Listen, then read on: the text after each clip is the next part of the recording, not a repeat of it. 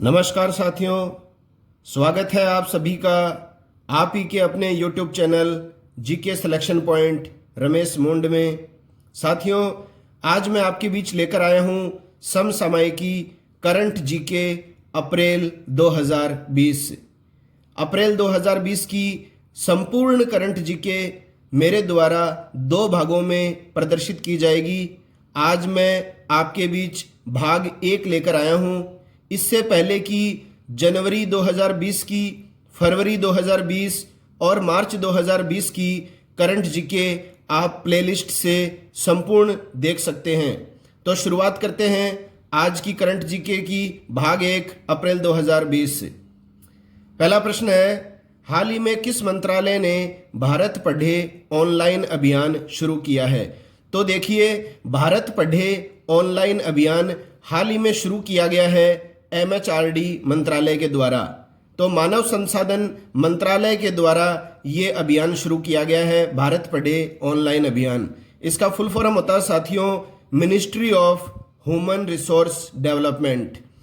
देखिए, सप्ताह भर चलने वाले इस अभियान को जनता के विचारों को जानने हेतु शुरू किया गया था। ऑनलाइन एजुकेशन में क्या क्या बाधाएं हैं तथा इन बाधाओं को कैसे दूर किया जा सकता है, ये जवाब भारत पढ़े MHRD@gmail.com पर भेजे जा सकते हैं। तो इसलिए ये चालू किया गया है भारत पढ़े ऑनलाइन अभियान। तो जनता के विचारों को जानने के लिए ये अभियान शुरू किया गया था अप्रैल 2020 में।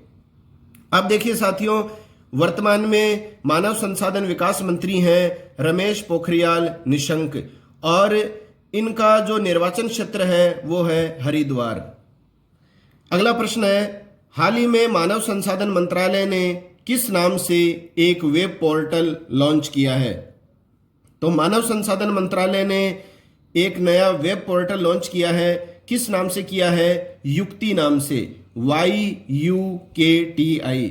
तो साथियों देखिए, इस तरह से जो प्रश्न आते हैं वो फुल फॉर्म से संबंधित भी आ सकते हैं, या फिर प्रश्न आ सकता है युक्ति वेब पोर्टल हाल ही में किस मंत्रालय के द्वारा प्रारंभ किया गया है, लॉन्च किया गया है? तो मानव संसाधन मंत्रालय के द्वारा। युक्ति का फुल फॉर्म होता है young India कम्बेटिंग Covid with knowledge technology and innovation. तो इसका फुल फॉर्म जो होता है वो होता है साथियों young India combating Covid with knowledge technology and innovation. MHRD मंत्रालय द्वारा कोविड-19 के संदर्भ में जो भी नवाचार किए जाएंगे उनकी मॉनिटरिंग इस वेब पोर्टल के माध्यम से की जाएगी। तो ये है युक्ति वेब पोर्टल जो मानव संसाधन मंत्रालय ने हाल ही में लॉन्च किया है। अगला प्रश्न है, वर्ष 2020 में एशियाई मुक्केबाजी चैंपियनशिप की मेजबानी कौन सा देश करेगा? तो देखिए साथियों, वर्ष 2020 में एशियाई मुक्केबाजी चैंपियनशिप की मेजबानी हमारा देश करेगा भारत। हालांकि अभी ये तय नहीं हो पाया है कि भारत में किस स्थान पर ये एशियाई मुक्केबाजी चैंपियनशिप होगी, लेकिन आयोजन भारत में ही होगा और नवंबर-दिसंबर माह 2020 में होगा। और इसमें महिला और पुरुष दोनों ही मुक्केबाजी चैंपियनशिप आयोजित की जाएंगी। तो ये आप ध्यान में रखिएगा, एशियाई मुक्केबाजी चैंपियनशिप नवंबर-दिसंबर 2020 में भारत में प्रस्तावित है। अब देखिए साथियों, इसके अलावा और जो खेलों से संबंधित प्रश्न बनते हैं, मैं आपको एक ही प्रश्न के उत्तर के माध्यम से कई प्रकार की जानकारियां देने का प्रयास करता हूं। तो देखिए, 2022 में महिलाओं का T20 जो वर्ल्ड कप होगा क्रिकेट का, वो होगा दक्षिण अफ्रीका में। ये आप ध्यान में रखिए क्योंकि ये चीज प्रस्तावित हो चुकी है, तय हो चुका है। 2022 में ही महिला हॉकी वर्ल्ड कप जो होगा वो 2 देशों की मेजबानी में होगा, स्पेन और नीदरलैंड की मेजबानी में। 2022 में पुरुषों का जो हॉकी वर्ल्ड कप होगा ये होगा भारत में। ये इंपॉर्टेंट है साथियों क्योंकि ये भारत में होगा। विश्व कप हॉकी मैन पुरुषों का जो हॉकी वर्ल्ड कप होगा 2022 में भारत में होगा। अगले जो एशियाई खेल होंगे 19वें एशियाई खेल, वो भी 2022 में होंगे। ये होंगे चीन में हवांगजू क्षेत्र में। और 2022 में फीफा पुरुष वर्ल्ड कप जो होगा वो होगा कतर में। तो साथियों, एक ही प्रश्न के साथ में आपको मैंने 5 और नई जानकारियां बताई हैं। अगर जानकारियां आपको पसंद आए तो चैनल को अधिक से अधिक लाइक, शेयर और सब्सक्राइब जरूर करें। और साथियों, मेरा यही प्रयास रहता है कि मैं पूरे मंथ की, महीने की करंट जीके आपके बीच संपूर्ण व्याख्या के साथ प्रस्तुत करूं।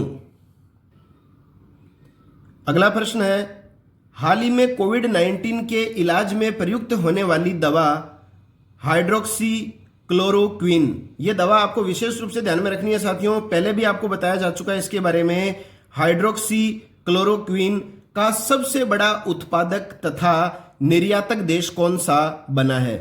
तो इस दवा का सबसे बड़ा उत्पादक और निर्यातक देश जो बना है वो बना है हमारा देश भारत।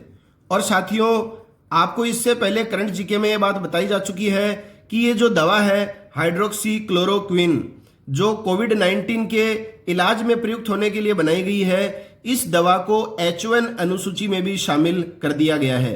H1 अनुसूची में शामिल होने का मतलब है अब ये दवा जो है वो बिना डॉक्टर की स्वीकृति या रिकमेंडेशन के कोई व्यक्ति मेडिकल स्टोर से प्राप्त नहीं कर सकता है।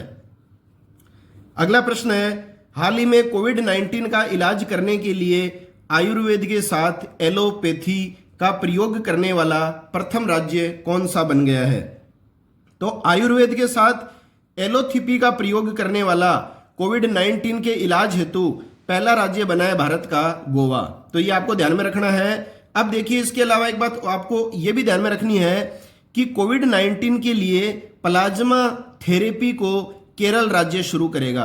तो कोविड-19 के इलाज के लिए प्लाज्मा थेरेपी की विधि जो है उसको किस राज्य के द्वारा शुरू किया जाएगा? तो वो केरल के द्वारा शुरू किया जाएगा। अब देखिए, गोवा आप जानते हो जो है क्षेत्रफल की दृष्टि से भारत का सबसे छोटा राज्य है।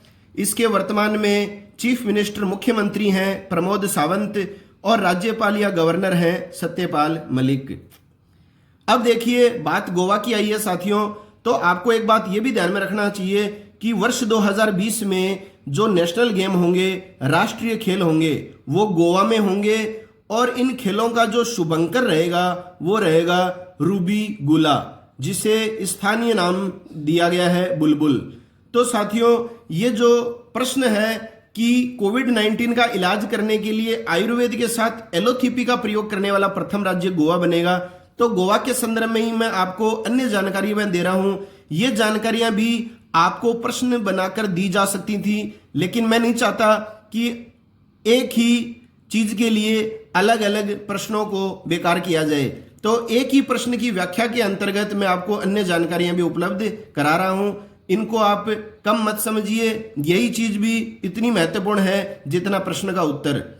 अब देखिए साथियों, 19 दिसंबर को हम लोग प्रत्येक वर्ष मनाते हैं गोवा मुक्ति दिवस। तो गोवा जो है इसी दिन जो है वो पुर्तगालियों से मुक्त हुआ था। 19 दिसंबर को गोवा मुक्ति दिवस मनाया जाता है और क्षेत्रफल की दृष्टि से भारत का सबसे छोटा राज्य कौन सा है? गोवा है।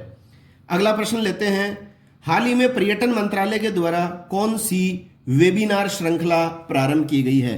तो पर्यटन मंत्रालय, टूरिस्ट मिनिस्ट्री के द्वारा हाल ही में एक श्रृंखला प्रारंभ की गई है, वेबिनार श्रृंखला। तो इसका नाम क्या है? तो इसका नाम है देखो अपना देश। साथियों ध्यान में रखना, देखो अपना देश। इसी से संबंधित अलग अलग नाम आपको ऑप्शन में दिए जाएंगे, आप भ्रमित हो सकते हैं। देखो अपना देश, इसमें ऑनलाइन माध्यम से भारत के प्रमुख पर्यटन स्थलों के बारे में जानकारी दी जाएगी। तो ऑनलाइन माध्यम से भारत के प्रमुख पर्यटन स्थलों की जानकारी इस वेबिनार श्रृंखला के तहत देखो अपना देश के माध्यम से दी जाएगी। और वर्तमान में भारत के पर्यटन राज्य मंत्री कौन है? तो वो हैं प्रहलाद सिंह पटेल। ये भी आपको ध्यान में रखना है। अगला प्रश्न है, हाल ही में 14 अप्रैल को किस महापुरुष की 129वीं जयंती मनाई गई? तो 14 अप्रैल को हाल ही में जयंती मनाई गई थी 129वीं बाबा साहेब डॉक्टर भीमराव अंबेडकर की, जो संबंधित रहे हैं मध्य प्रदेश के मऊ क्षेत्र से। तो भारतीय संविधान के जनक, आधुनिक भारत के मनु, संविधान निर्माता डॉक्टर भीमराव अंबेडकर की हाल ही में 14 अप्रैल 2020 को 129वीं जयंती मनाई गई। अगला प्रश्न है, हाल ही में राष्ट्रीय शिपिंग बोर्ड जिसको बोला जाता है एनएसबी, नेशनल शिपिंग बोर्ड का प्रमुख किसे नियुक्त किया गया है? तो राष्ट्रीय शिपिंग बोर्ड का प्रमुख नियुक्त किया गया हाल ही में मालिनी शंकर को। तो मालिनी शंकर है वर्तमान में राष्ट्रीय शिपिंग बोर्ड की अध्यक्ष या प्रमुख। अब देखिए, इसके अलावा हाल ही में नई नियुक्ति जो हुई है वो ये भी हुई है, हाल ही में सेबी की एग्जीक्यूटिव डायरेक्टर, सेबी जो संस्था है security and exchange board of India, इसकी एग्जीक्यूटिव डायरेक्टर बनाई गई हैं बबीता रायडू। इसके अलावा वॉलमार्ट इंडिया के चीफ एग्जीक्यूटिव ऑफिसर सीईओ जो बनाए गए हैं हाल ही में, वो बनाए गए हैं समीर अग्रवाल।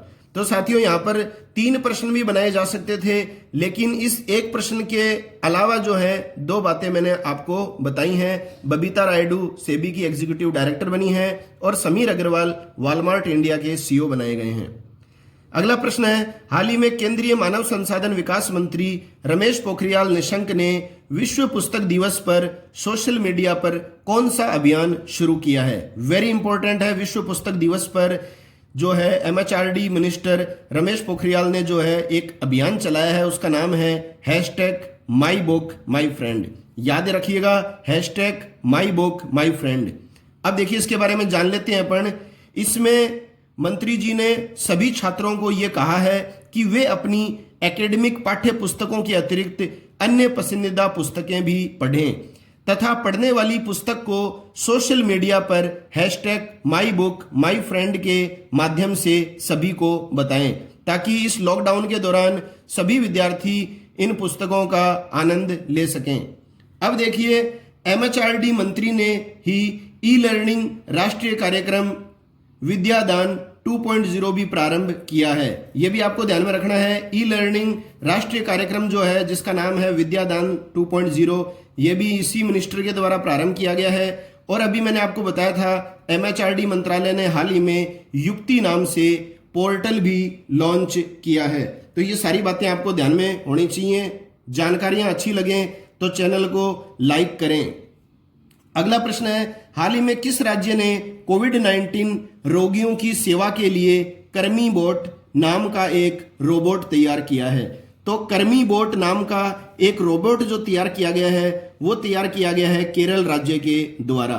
तो रोबोट का कार्य क्या होगा? ये रोबोट रोगियों को भोजन, दवाई देगा ताकि कोई अन्य व्यक्ति संक्रमित न हो सके। इसी तरह से देखिए, एक और भी रोबोट अभी हाल ही में विकसित किया गया है आईआईटी रोपड़ के द्वारा। आईआईटी रोपड़ ने भी एक रोबोट बनाया है जिसका नाम था वार्ड बोट। तो ये भी इंपॉर्टेंट है। वार्ड बोट किसने विकसित किया है? आईआईटी रोपड़ ने। और कर्मी बोट किसने विकसित किया है? तो केरल राज्य सरकार ने। अगला प्रश्न है साथियों, हाल ही में किस राज्य सरकार ने जीवन अमृत योजना प्रारंभ की है? तो ये आप योजनाएं ध्यान में रखिए, क्योंकि हाल ही में कोविड-19 के चलते बहुत से राज्यों ने अलग अलग योजनाएं चलाई हैं, तो वो आपको सभी ध्यान में रखने हैं। मोबाइल ऐप लॉन्च किए हैं, तो वो भी ध्यान में रखने हैं। तो जीवन अमृत योजना जो चलाई गई है वो मध्य प्रदेश राज्य की सरकार के द्वारा चलाई गई है। तो देखिए साथियों, क्या है ये योजना, इसके बारे में जानना जरूरी है आपको। तो देखिए, लोगों की जो रोग प्रतिरोधक जो क्षमता है उसको बढ़ाने के लिए चलाई गई है ये जीवन अमृत योजना।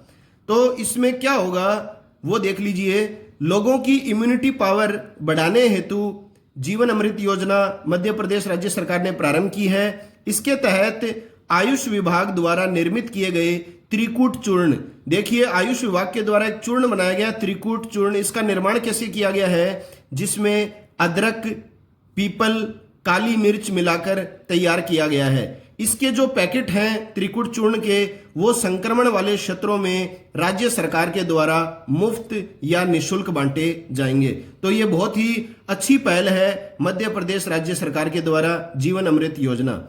साथियों, अब रोजाना प्रत्येक दिन करंट जीके से छुटकारा पाएं।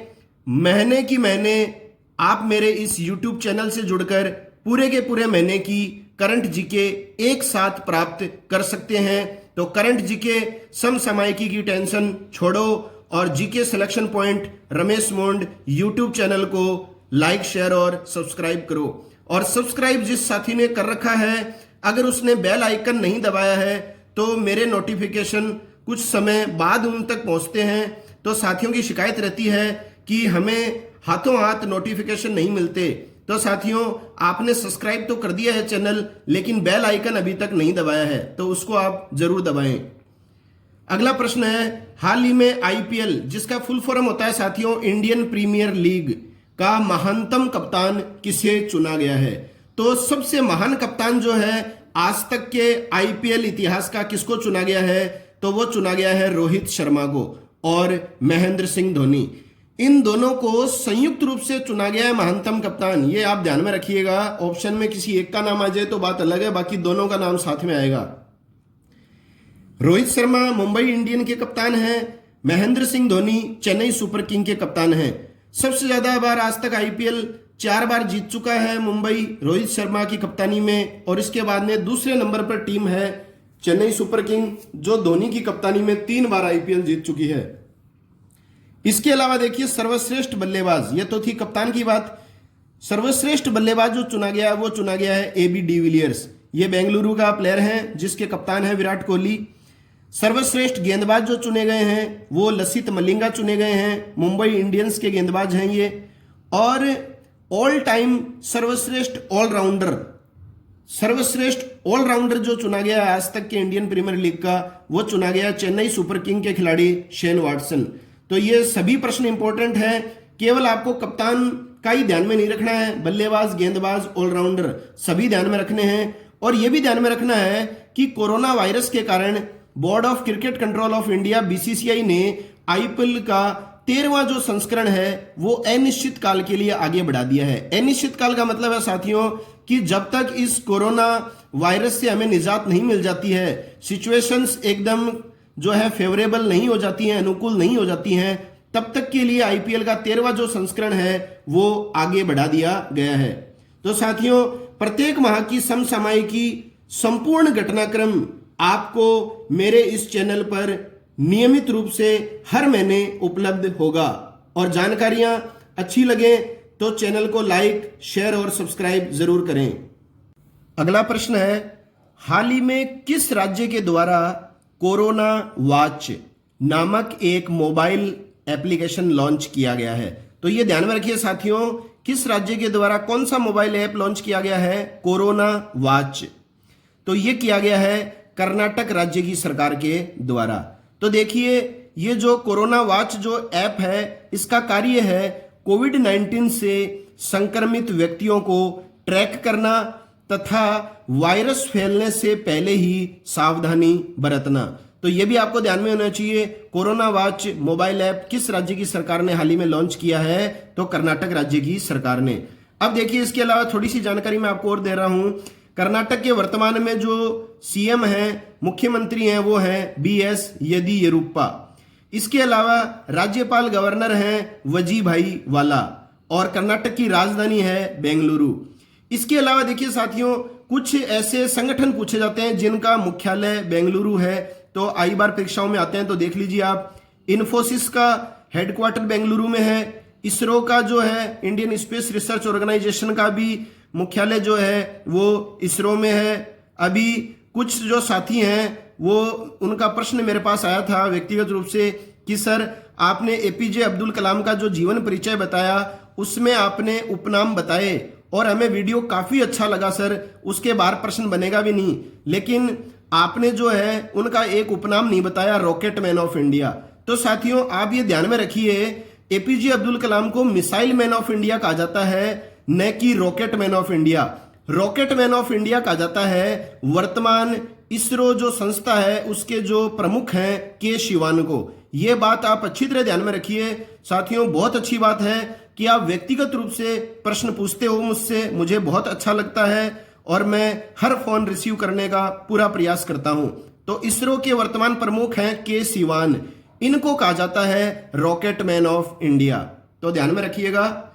एक विप्रो का जो हेडक्वार्टर है ये भी बेंगलुरु में है। हिंदुस्तान एरोनॉटिकल का मुख्यालय भी कहां पर है? बेंगलुरु में है। जानकारियां अच्छी लगे तो साथियों वीडियो को लाइक जरूर कीजिए। मैं बहुत मेहनत करके आपके लिए समस्त सामग्री जुटाता हूं और आप मेरे मनोबल को बढ़ाने के लिए मुझे अधिक से अधिक लाइक दीजिए और चैनल को शेयर और सब्सक्राइब कीजिए। अगला प्रश्न है, हाल ही में केंद्रीय सरकार ने कोविड-19 पर अपडेटेड जानकारी देने के लिए किस नाम से ट्विटर हैंडल लॉन्च किया है? तो केंद्र सरकार ने कोविड-19 पर लोगों को एकदम लेटेस्ट जानकारी, अपडेट जानकारी देने के नाम से जो है एक ट्विटर हैंडल लॉन्च किया है, जिसका नाम है @COVID News by MIB। MIB का मतलब होता है साथियों minister of information and broadcasting. तो इस ट्विटर हैंडल का जो नाम है वो है @COVID News by MIB। MIB का मतलब ministry of information and broadcasting, जिसका हिंदी नाम होता है सूचना व प्रसारण मंत्रालय, और वर्तमान में सूचना और प्रसारण मंत्री हैं प्रकाश जावड़ेकर। इस ट्विटर हैंडल पर #India Fights Corona नाम दिया गया है। तो देखिए इस ट्विटर हैंडल पर जो है इसका जो नाम दिया गया है वो दिया गया है #India Fights Corona। अगला प्रश्न है, हाल ही में नासा ने सूर्य के अध्ययन के लिए किस मिशन की घोषणा की है? तो अमेरिका की अंतरिक्ष संस्था है नासा। तो नासा के द्वारा हाल ही में सूर्य का अध्ययन करने के लिए किस मिशन की घोषणा की गई है? सनराइज। वेरी वेरी इंपॉर्टेंट प्रश्न है साथियों, सारे के सारे प्रश्न अति महत्वपूर्ण हैं। आप 2-3 बार वीडियो को जरूर देखिए। निश्चित रूप से आप भविष्य में जिस भी प्रतियोगी परीक्षा की एग्जाम देंगे प्रश्न बाहर से नहीं जाएगा, और अगर आपने ढंग से हर चीज को सुना है, रिवीजन किया है, तो किसी हाल में गलती भी नहीं होगा। तो देखिए नासा जो है वो अमेरिका की अंतरिक्ष एजेंसी है। इसका नाम होता है साथियों national aeronautics and space administration. तो इसने सूर्य के अध्ययन के लिए मिशन की घोषणा की है जिसका नाम है सनराइज। तो देखिए वर्तमान में नासा के जो अध्यक्ष हैं वो हैं जिम ब्रिडिस्टिन। आई बार परीक्षाओं में देखिए साथियों इस तरह के प्रश्न आते हैं, करंट जीके में हम पढ़कर चले जाते हैं सूर्य का अध्ययन करने के लिए घोषणा मिशन है सनराइज, और प्रश्न जो है वो इसी से रिलेटेड अन्य आ जाते हैं। जैसे आपको पूछ लिया जाता है नासा का अध्यक्ष कौन है, आप देखते हो भाई हमने नासा के बारे में पढ़ा तो सही था, लेकिन अध्यक्ष का नाम हम क्यों पढ़ते? हमने तो केवल मिशन के बारे में जानकारी ली है।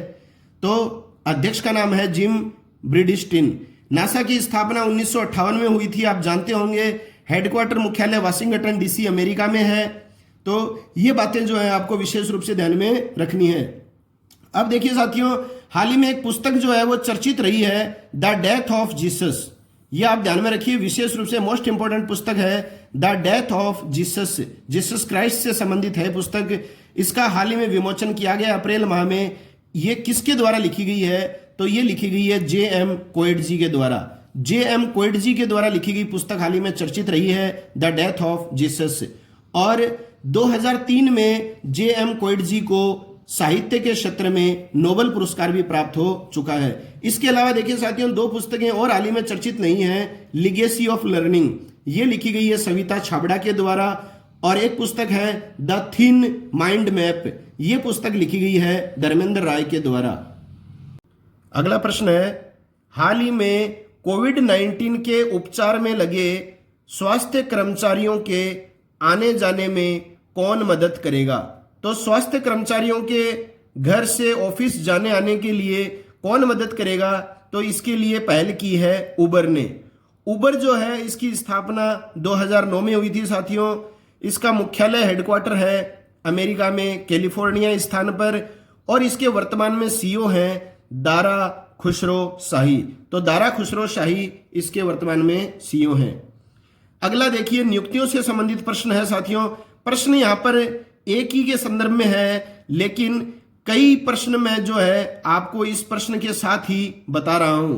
तो देखिए प्रवीण जाधव जिन्होंने हाल ही में अपने COMD पद से त्यागपत्र दे दिया है, किस कंपनी से संबंधित थे? तो आपने सुना भी होगा इनका नाम। प्रवीण जाधव जो थे ये पेटीएम मनी कंपनी के COMD थे। तो किस कंपनी के COMD थे प्रवीण जाधव, जिन्होंने हाल ही में व्यक्तिगत कारणों से त्यागपत्र दे दिया है? तो वो है, कंपनी का नाम है पेटीएम मनी। अब पेटीएम मनी की स्थापना हुई थी 2010 में। इसका मुख्यालय है उत्तर प्रदेश में, और इसके वर्तमान में CEO कौन है? विजय शेखर शर्मा। ये चीजें आप कम मत आंकिए साथियों, ये चीजें भी परीक्षाओं में निश्चित पूछी जा सकती हैं। अब देखिए, हाल ही में भारत के मुख्य सतर्कता आयुक्त CVC जो बने हैं, चीफ विजिलेंस कमिश्नर, ये बने हैं संजय कोठारी। ये वेरी इंपॉर्टेंट है वर्तमान संदर्भ में। इसके अलावा NTPC के जो अध्यक्ष बने हैं वो दिलीप कुमार पटेल बने हैं। वेनेजुएला देश में भारत के जो राजदूत बनाए गए हैं वो अभिषेक सिंह बनाए गए हैं। टर्की देश में भारत के जो राजदूत बने हैं वो संजय कुमार पांडा बनाए गए हैं। अमेरिका में भारतीय राजदूत जो बनाए गए हैं वो तरणजीत सिंह सिंधु बनाए गए हैं। इसके अलावा विदेश सचिव जो बनाए गए हैं वो हर्षवर्धन श्रृंगला बनाए गए हैं। और कनाडा में भारतीय उच्चायुक्त जो हाल ही में बनाए गए हैं ये बनाए गए हैं अजय बिसारिया। तो ये जो सारे जो पदाधिकारी जो नियुक्त हुए हैं इनके बारे में आपको हर हाल में पता होना चाहिए। इसी से संबंधित देखिए साथियों, 10 प्रश्न और भी बनाए जा सकते थे, लेकिन मैंने एक साथ इन सभी प्रश्नों की आपूर्ति एक साथ कर दी है ताकि विद्यार्थियों को याद करने में आसानी रहे।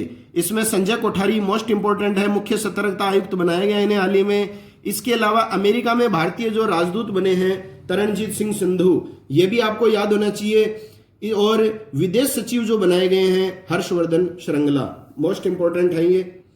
अगला प्रश्न है, हाल ही में यूनेस्को की विश्व धरोहर समिति का 44वां सत्र जो स्थगित किया जा चुका है, स्थगित क्यों किया जा चुका है तो वो देख लीजिएगा। स्थगित किया जा चुका है, ये कहां आयोजित होने वाला प्रस्तावित था। तो ये कहां आयोजित होना प्रस्तावित था, ये चीन में प्रस्तावित था। चीन देश में कुजियान प्रांत के फुजो स्थान पर ये जो 44वां सत्र था, समिट था, ये प्रस्तावित था यूनेस्को का। तो कोरोना वायरस के चलते इसे जो है स्थगित किया जा चुका है। अब देखिए 2021 में एशियाई यूथ गेम्स, युवा खेल जो होंगे वो चीन में होंगे, शांगटून स्थान पर, यह आपको ध्यान में रखने वाली बात है। और 2000 चीन में जो एशियाई खेल होंगे वो चीन में हांगजाऊ स्थान पर आयोजित किए जाएंगे। और 2022 में जो विंटर ओलंपिक गेम्स होंगे वो कहाँ होंगे साथियों, चीन की राजधानी बीजिंग में। तो इतनी सारी जानकारियां जो हैं वो आपको एक साथ उपलब्ध कराई जा रही हैं। अगर जानकारियां बेहतर लग रही हैं तो चैनल को अवश्य लाइक करें। अब देखिए अगला प्रश्न है, हाल ही में भारत सरकार के किस मंत्रालय ने स्ट्रैंडेड इन इंडिया, ये आपको ध्यान में रखना है साथियों, स्ट्रैंडेड इन इंडिया ये पोर्टल जो है हाल ही में पर्यटन मंत्रालय के द्वारा लॉन्च किया गया है। तो हाल ही में पर्यटन मंत्रालय के द्वारा कौन सा पोर्टल लॉन्च किया गया है, स्ट्रैंडेड इन इंडिया के द्वारा। देश के अलग अलग स्थानों पर फंसे हुए विदेशी पर्यटकों की सहायता करने के लिए यह पोर्टल लॉन्च किया गया है। इस पोर्टल पर कोविड-19 हेल्पलाइन नंबर दिए गए हैं जिसकी मदद से विदेशी पर्यटक मदद हेतु संपर्क कर सकते हैं। और वर्तमान में पर्यटन राज्य मंत्री कौन है तो ये हम पहले भी पढ़ चुके हैं, प्रहलाद सिंह पटेल। और अभी मैंने इसी वीडियो में आपको एक प्रश्न और बताया था कि पर्यटन मंत्रालय के द्वारा कौन सी वेबिनार श्रृंखला हाल ही में शुरू की गई है, तो उसका नाम है देखो अपना देश। जानकारियां पसंद आ रही हैं तो अवश्य लाइक करें, जानकारियों को अपने मित्रों ग्रुपों में शेयर करें और चैनल को सब्सक्राइब करें। अगला प्रश्न है, वर्ष 2021 में आयोजित होने वाली वर्ल्ड एथलेटिक्स चैंपियनशिप, विश्व एथलेटिक्स चैंपियनशिप को किस वर्ष तक के लिए स्थगित कर दिया गया है। तो वर्ल्ड एथलेटिक्स चैंपियनशिप जो है वो किस वर्ष तक के लिए स्थगित कर दी गई है, तो वो कर दी गई है वर्ष 2022 तक। वेरी इंपॉर्टेंट है। और किस कारण से, कोरोना वायरस के चलते। 6 से 15 अगस्त 2021 तक इसका आयोजन होना प्रस्तावित था।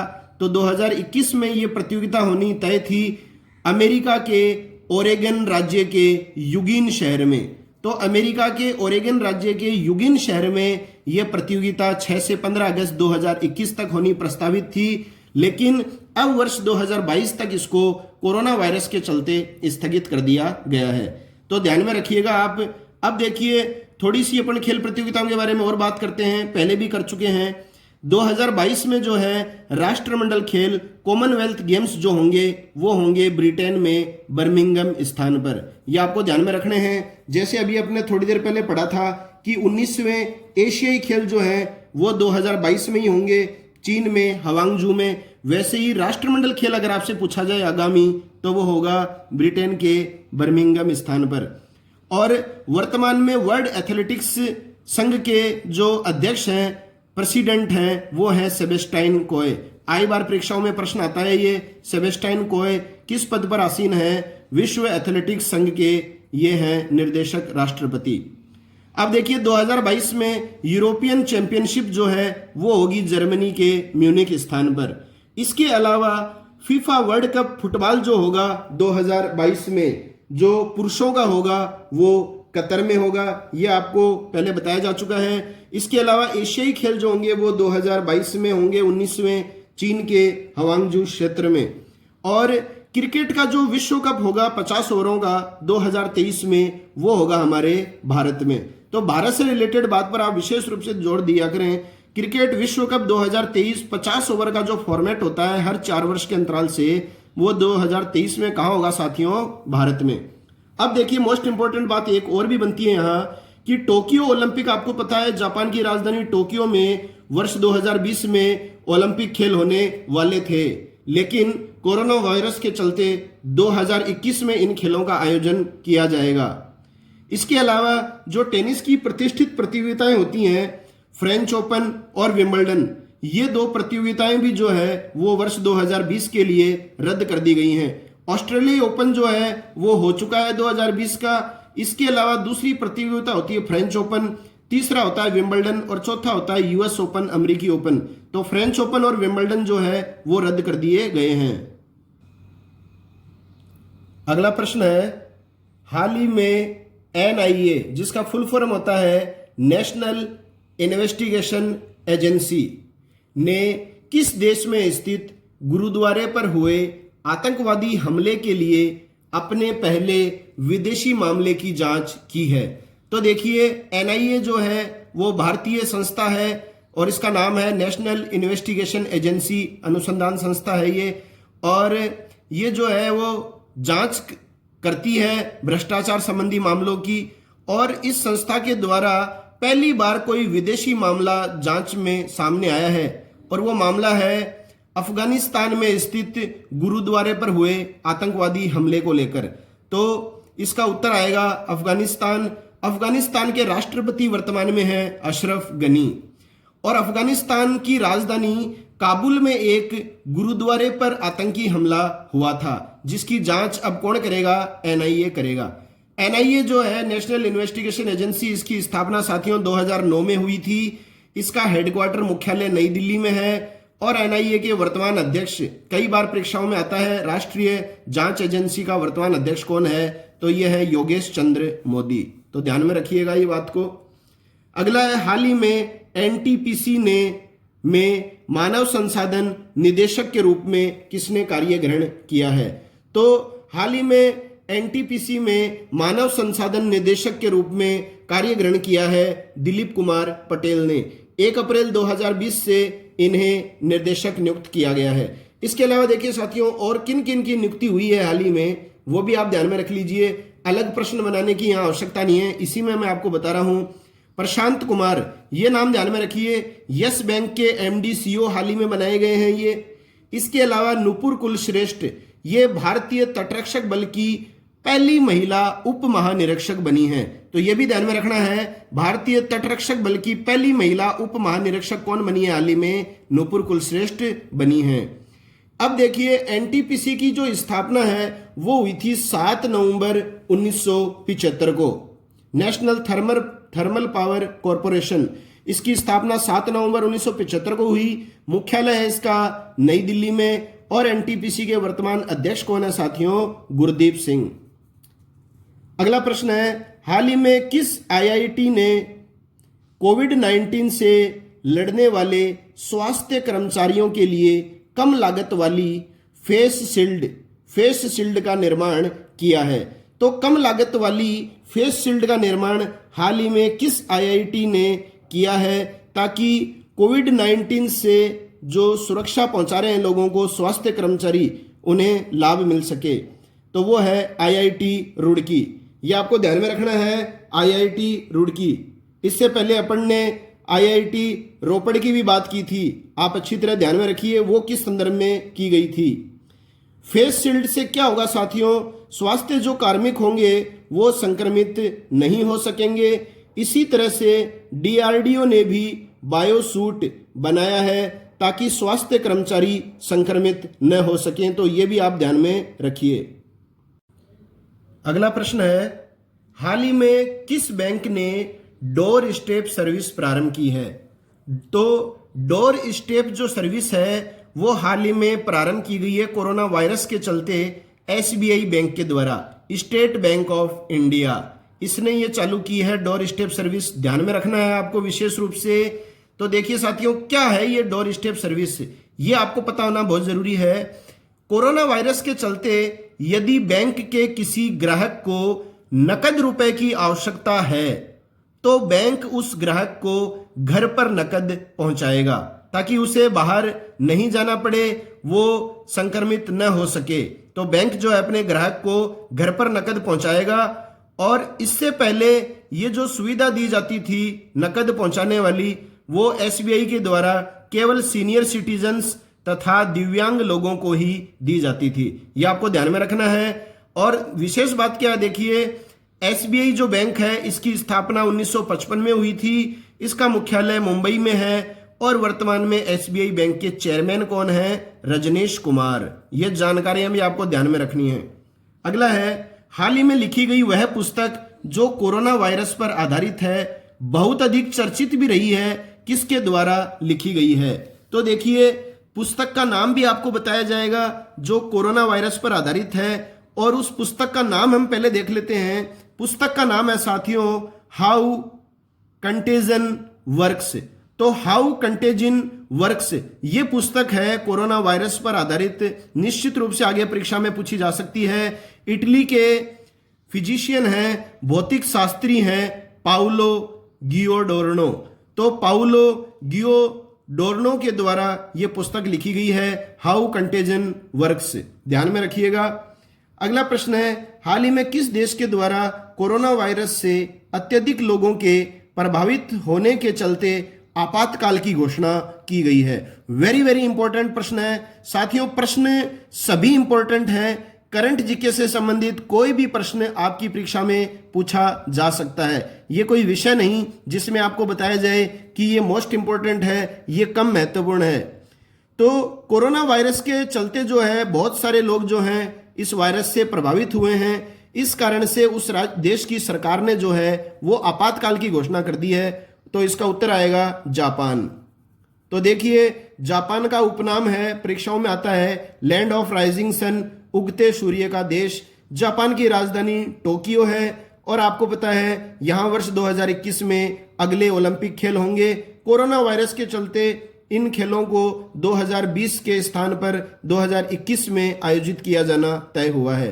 पर इन खेलों का जो नाम है साथियों वो ओलंपिक खेल 2020 ही रहेगा, ये आप ध्यान में रखिएगा।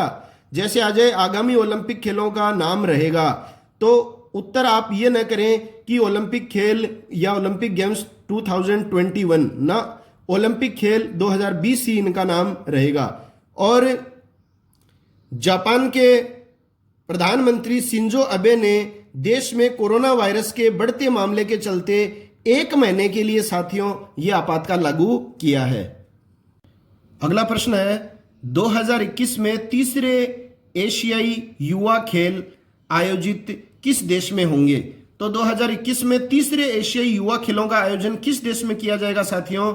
ये किया जाएगा चीन में। 20 से 28 नवंबर 2021 के दौरान ये खेल होंगे चीन में। ये मेजबानी जो है वो चीन को 2019 में ही मिल गई थी, ये आपको ध्यान में रखना है। एशियाई युवा खेलों की आगामी मेजबानी जो है 2019 में चीन को मिल गई थी और 2022 में एशियाई खेल जो हैं वो भी चीन के होंगजाऊ स्थान पर होंगे, ये आप पढ़ चुके हैं। और 2022 में जो बीजिंग चीन ओलंपिक खेलों का जो शुभंकर होगा ये आप ध्यान में रख लीजिए। जो बीजिंग में खेल होंगे 2022 में, एशियाई खेल है, क्षमा करें ये, तो इसका जो शुभंकर है वो है मुस्कुराता हुआ पांडा, जिसको नाम दिया गया है बिंग डुएंग डुएंग। तो ये ओलंपिक खेल नहीं है, आपको ध्यान में रखने हैं। 2 बार मैं इस वीडियो में पहले भी बता चुका हूं कि 2022 में 19वें एशियाई खेल होंगे बीजिंग में, और इसका जो शुभंकर है वो है मुस्कुराता हुआ पांडा। इसके अलावा 2022 में महिला हॉकी विश्व कप जो है वो स्पेन और नीदरलैंड में संयुक्त रूप से होगा। 2022 में पुरुष हॉकी विश्व कप कहाँ होगा, तो ये इंपॉर्टेंट है, भारत में होगा। 2022 में महिला T20 वर्ल्ड कप कहाँ होगा, ये भी आपको पहले बताया जा चुका है इसी वीडियो में, दक्षिण अफ्रीका में होगा। और 2020 में राष्ट्रीय खेल नेशनल गेम्स किस राज्य में होंगे, तो गोवा में होंगे नवंबर 2020 में। और इसका शुभंकर क्या होगा साथियों, याद कीजिए, रूबी गुला, जिसका स्थानीय नाम है बुलबुल, और ये गोवा का जो है वो राज्य पक्षी है। तो आपको ये विशेष रूप से ध्यान में रखना है। अगला प्रश्न है, हाल ही में 2021 वर्ल्ड गेम्स, जिनको कहा जाता है विश्व खेल, को वर्ष 2022 तक स्थगित किया गया है। इन खेलों का आयोजन कहां प्रस्तावित था, तो 2021 में होने वाले थे ये विश्व खेल, जो अब वर्ष 2022 में होंगे। और ये कहां आयोजित होंगे, ये होंगे अमेरिका के बर्मिंघम स्थान पर। तो ये बात आपको विशेष ध्यान में रखनी है साथियों, एक ब्रिटेन में भी है बर्मिंघम और एक अमेरिका में भी है। तो अगले जो राष्ट्रमंडल खेल होंगे वो तो ब्रिटेन के बर्मिंघम स्थान पर होंगे, और जो विश्व खेल होंगे वो 2021 में अमेरिका के बर्मिंघम स्थान पर होंगे। विश्व खेल जो है वो प्रत्येक 4 वर्ष के अंतराल से होते हैं, और इसमें भी वो 32 खेल शामिल होते हैं जो ओलंपिक खेलों में शामिल नहीं होते हैं। तो वो 32 खेल इन खेलों में शामिल किए जाते हैं जो ओलंपिक खेलों में शामिल नहीं किए जाते हैं। ये आपको विशेष रूप से ध्यान में रखना है साथियों। जानकारियां पसंद आ रही हैं तो अधिक से अधिक वीडियो को लाइक करें, अपने साथियों को भेजें और चैनल को सब्सक्राइब करें। और अगर सब्सक्राइब कर लिया है तो बेल आइकन को जरूर दबाएं, ताकि मेरे द्वारा जारी की गई वीडियोस के नोटिफिकेशन सबसे पहले आप तक पहुंच सकें। अगला प्रश्न है, हाल ही में कैबिनेट ने राष्ट्रपति और सांसदों के वेतन में कितने प्रतिशत की कटौती करने की मंजूरी दी है, तो ये मंजूरी दी है 30% कटौती करने की। तो देखिए, कोविड-19 संकट के कारण राष्ट्रपति, उपराष्ट्रपति, सभी राज्यों के राज्यपालों तथा सभी सांसदों ने इस पर अपनी सहमति दे दी है। अप्रैल 2020 से अगले 2 वर्षों के लिए सांसदों को मिलने वाले MPLAD फंड भी निलंबित कर दिए गए हैं। ये आप जानते होंगे साथियों, सांसदों को मिलने वाले फंड होते हैं ये MPLAD। इसका मतलब होता है minister of parliament local area development. तो क्षेत्रीय विकास के लिए जो इनको फंड दिया जाता है वो भी निलंबित कर दिए गए हैं। 1 अप्रैल 2020 से 1 वर्ष के लिए इन्हें कुल वेतन से 30% जो है वो वेतन कम दिया जाएगा। अगला प्रश्न है, हाल ही में किसके द्वारा अमेरिका में डेमोक्रेटिक नेशनल पार्टी के CEO पद से त्यागपत्र दे दिया गया है। तो ये पार्टी है अमेरिका की, जिस तरह से वर्तमान राष्ट्रपति डोनाल्ड ट्रंप की पार्टी है रिपब्लिकन पार्टी, उसी तरह से विपक्षी पार्टी है डेमोक्रेटिक पार्टी। तो डेमोक्रेटिक नेशनल पार्टी के CEO पद से हाल ही में त्यागपत्र दिया है भारतीय मूल की महिला है। मोस्ट इंपोर्टेंट प्रश्न है सीमा नंदा। तो सीमा नंदा हाल ही में चर्चित रही हैं। इन्होंने डेमोक्रेटिक नेशनल पार्टी अमेरिका के CEO पद से त्यागपत्र दिया है, और CEO पद पर पहुंचने वाली ये प्रथम भारतीय मूल की महिला है। तो मोस्ट इंपोर्टेंट प्रश्न है इसके संदर्भ में सीमा नंदा। और नवंबर 2020 में आप सभी जानते हैं साथियों कि अमेरिका में राष्ट्रपति चुनाव प्रस्तावित हैं, और अमेरिका में जो राष्ट्रपति चुनाव होते हैं वो प्रत्येक 4 वर्ष के अंतराल से होते हैं। भारत में होते हैं 5 वर्ष के अंतराल से। और वर्तमान राष्ट्रपति डोनाल्ड ट्रंप जो अमेरिका के हैं वो रिपब्लिकन पार्टी से संबंध रखते हैं। अगला प्रश्न है, हाल ही में किस देश में स्थित भारतीय उच्चायोग ने वर्चुअल गोलमेज कोविड-19 बैठक का आयोजन किया है। तो किस देश में स्थित भारतीय उच्चायोग ने वर्चुअल गोलमेज कोविड-19 बैठक का आयोजन किया है, तो ये किया है ब्रिटेन में। तो किससे संबंधित वार्ता हेतु ये बैठक बुलाई गई थी, तो इसमें कोविड-19 issues, challenges and way forward मुद्दे, चुनौतियों तथा किस प्रकार आगे बढ़े, उससे संबंधित वार्ता ये बुलाई गई थी। तो कोविड-19 था इसका मेन मुद्दा। कोविड-19 से संबंधित मुद्दों पर चर्चा करना, चुनौतियों से किस तरह से निपटा जाए और आगे बढ़ा जाए, इससे संबंधित ये वर्चुअल गोलमेज आयोजन किया गया था ब्रिटेन में। अगला प्रश्न है, हाल ही में किस देश ने नाबालिगों को दी जाने वाली मौत की सजा को समाप्त कर दिया है? मतलब मौत की सजा जो है वो नाबालिगों को नहीं दी जाएगी, मतलब 18 वर्ष से कम आयु के व्यक्ति जो हैं वो कहलाते हैं नाबालिग। तो वो कौन सा देश है जिसने इस तरह की मौत की सजा को समाप्त किया नाबालिगों के लिए? तो वो देश है सऊदी अरब। तो हाल ही में देखिए सऊदी अरब के राजा सलमान बिन अब्दुल अजीज अल सऊद, तो आप विशेष रूप से ध्यान में रखिए अजीज अल सऊद नाम, इन्होंने ये घोषणा की है। इसके अलावा देखिए इन्होंने ये घोषणा भी की है कि 10 वर्ष से ज्यादा जो है वो नाबालिगों को कैद की सजा भी नहीं दी जाएगी। तो न तो मौत की सजा दी जाएगी और न ही 18 वर्ष से कम आयु के लोगों को 10 वर्ष से ज्यादा कैद की सजा दी जा सकेगी। अगला प्रश्न है, हाल ही में किस राज्य या केंद्र शासित प्रदेश ने नानाजी देशमुख गौरव ग्राम सभा पुरस्कार जीता है? तो मोस्ट इंपॉर्टेंट है, देश में ग्राम सभाओं की स्थिति को मजबूत करने हेतु यह पुरस्कार दिया जाता है, नानाजी देशमुख गौरव ग्राम सभा पुरस्कार। तो यह पुरस्कार जीता है हाल ही में जम्मू कश्मीर राज्य ने, केंद्र शासित प्रदेश ने, क्षमा करें। तो जम्मू कश्मीर केंद्र शासित प्रदेश ने हाल ही में ग्राम सभाओं की स्थिति को मजबूत करने के संदर्भ में दिया जाने वाला पुरस्कार नानाजी देशमुख गौरव सभा ग्राम सभा पुरस्कार जीता है। अगला प्रश्न है, हाल ही में किस कंपनी ने कोविड-19 महामारी से निपटने हेतु $1 बिलियन देने की घोषणा की है? तो साथियों $1 बिलियन मतलब है 6,500 करोड़ रुपए। तो $1 बिलियन देने की घोषणा की है किस संस्था ने? ट्विटर ने। और वर्तमान में ट्विटर के जो सीईओ हैं वो हैं जैक डोर्सी, ये ध्यान में रखिएगा, ट्विटर के सीईओ जैक डोर्सी हैं। और विशेष बात इसमें क्या आपको ध्यान में रखनी है कि $1 बिलियन या ये इक्विवेलेंट है 6,500 करोड़ रुपए के, और इन्होंने अपनी संपत्ति का 28%, मतलब ये $1 बिलियन जो है ये जैक डोर्सी की कुल संपत्ति का जो है वो 28% है, जो इन्होंने कोविड-19 से निपटने हेतु दे दी है। अब देखिए इतनी अधिक राशि व्यक्तिगत रूप से देने वाले ये विश्व के प्रथम व्यक्ति बन गए हैं। तो कई संस्थाएं हैं जिन्होंने सामूहिक रूप से राशियां दी हैं, लेकिन व्यक्तिगत रूप से इतना बड़ा जो है धनराशि जो कोविड-19 से निपटने हेतु दी गई है वो व्यक्ति कौन बने हैं? जैक डोर्सी, ट्विटर के सीईओ। और ट्विटर की स्थापना आप जानते हैं 2006 में की गई थी और इसका मुख्यालय है कैलिफोर्निया, अमेरिका। अगला प्रश्न है, हाल ही में किस राज्य ने दरवाजा वितरण योजना शुरू की है? तो डोर सर्विस जो है हाल ही में जो है डोर स्टेप सर्विस मैंने आपको बताई थी एसबीआई बैंक के द्वारा प्रारंभ की गई है, लेकिन ये अलग है, ये है दरवाजा वितरण योजना। थोड़ा सा ध्यान में रखिएगा।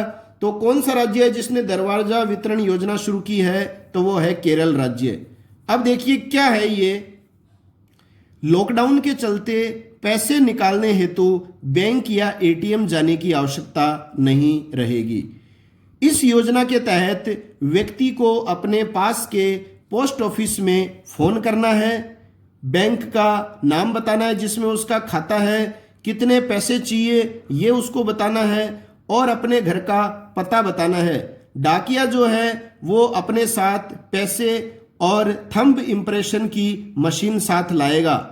और साथियों ये जो सेवा है ये उन्हीं खातों के लिए होगी जो खाते आधार कार्ड से लिंक हैं। तो ये आपको ध्यान में रखना है, दरवाजा वितरण योजना के तहत जो पैसे की जो सेवा मिलेगी वो उन्हीं खाताधारियों को मिलेगी जिनके खाते आधार कार्ड से लिंक हैं। और इसमें लिमिट होती है साथियों पैसा लेने की, एक दिन में 10,000 रुपए तक आप ले सकते हैं। तो ये विशेष रूप से ध्यान में रखिए, आपको पूरी जानकारी उपलब्ध करवा रहा है मेरा ये channel GK selection point Ramesh मुंड।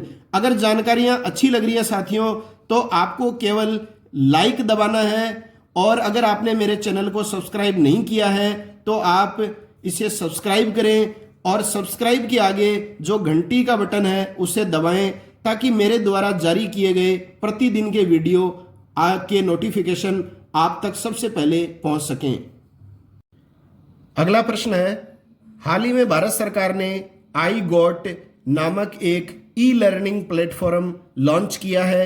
इसका पूरा नाम क्या है? तो आई गॉट जो है वो एक ई लर्निंग संबंधी प्लेटफॉर्म है जो भारत सरकार ने लॉन्च किया है। इस आई गॉट का पूरा नाम साथियों आपको भविष्य में आयोजित परीक्षा में निश्चित रूप से पूछा जा सकता है।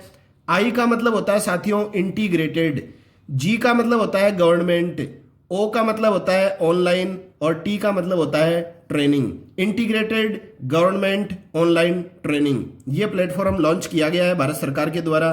तो देखिए क्या है ये, आप समझिए। यह प्लेटफॉर्म कोविड-19 रोगियों के डायरेक्ट संपर्क में आने वाले व्यक्तियों, जैसे कौन कौन है जो कोविड-19 रोगियों के प्रत्यक्ष संपर्क में आते हैं, डॉक्टर, नर्सेज, पैरामेडिकल स्टाफ, स्वच्छता कर्मी, पुलिसकर्मी, हमारे शिक्षक बंधु आदि को इस प्लेटफॉर्म द्वारा ट्रेनिंग दी जाएगी कि संबंधित व्यक्ति कोरोना संक्रमित व्यक्ति से किस प्रकार सोशल डिस्टेंसिंग या दूरी बनाते हुए सहायता कर सकेंगे।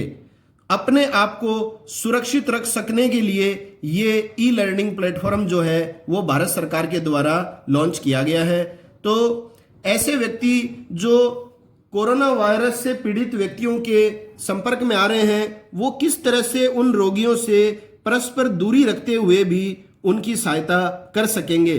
तो इसकी ट्रेनिंग जो है वो इस ई लर्निंग प्लेटफॉर्म के तहत उन्हें दी जाएगी। अगला प्रश्न है, हाल ही में किस राज्य की सरकार ने जरूरतमंदों की मदद के लिए फूड बैंक पहल शुरू की है? तो जरूरतमंदों की मदद के लिए जो है फूड बैंक पहल शुरू की है मणिपुर सरकार ने। इसके तहत गरीबों जरूरतमंदों को मुफ्त भोजन की सहायता देने हेतु की गई है ये फूड बैंक योजना प्रारंभ। मणिपुर में लोकटक झील स्थित है साथियों, ये इंपॉर्टेंट है, परीक्षाओं में आता है। एकमात्र दुनिया की झील है जिस पर तैरता हुआ राष्ट्रीय उद्यान है। एकमात्र इसी झील पर दुनिया का तैरता हुआ राष्ट्रीय उद्यान है जिसका नाम है काबुल लामजाओ नेशनल पार्क। तो काबुल लामजाओ नेशनल पार्क मणिपुर में है और इसी मणिपुर राज्य में लोकटक झील स्थित है। और मणिपुर के वर्तमान मुख्यमंत्री हैं एन बीरेन सिंह, राज्यपाल हैं नजमा हेपतुल्ला, राजधानी है इम्फाल। अगला प्रश्न है, हाल ही में चर्चित रही पुस्तक the art of her deal, पुस्तक इंपॉर्टेंट है साथियों, the art of her deal the untold story of Melanie Trump. तो मेलानी जो ट्रंप है ये वर्तमान अमेरिकी राष्ट्रपति डोनाल्ड ट्रंप की पत्नी है और इनकी पत्नी पर ही आधारित ये पूरी पुस्तक है the art of her deal the untold story of Melania Trump. तो ये किसके द्वारा लिखी गई है? ये लिखी गई है मेरी जॉर्डन के द्वारा। मेरी जॉर्डन ने ये पुस्तक लिखी है। इससे पहले अपन इस वीडियो में 2-3 पुस्तकें और पढ़ चुके हैं। तो एक पुस्तक हमने पढ़ी थी साथियों, हाउ कंटेजन वर्क्स, जो लिखी गई है पाउलो जियोडार्नो के द्वारा। तो पाउलो जियोडार्नो के द्वारा ये पुस्तक लिखी गई है। इसके अलावा हमने सविता छावड़ा के द्वारा लिखित पुस्तक लिगेसी ऑफ लर्निंग भी पढ़ी है। धर्मेंद्र राय के द्वारा लिखी गई पुस्तक द थिन माइंड मैप भी पढ़ी है। तो साथियों ये है समसामयिकी अप्रैल 2020 का भाग 1। आशा है आपको ये बेहद पसंद आया होगा। मिलते हैं अगले वीडियो के साथ, तब तक के लिए जय हिंद, जय भारत, वंदे मातरम।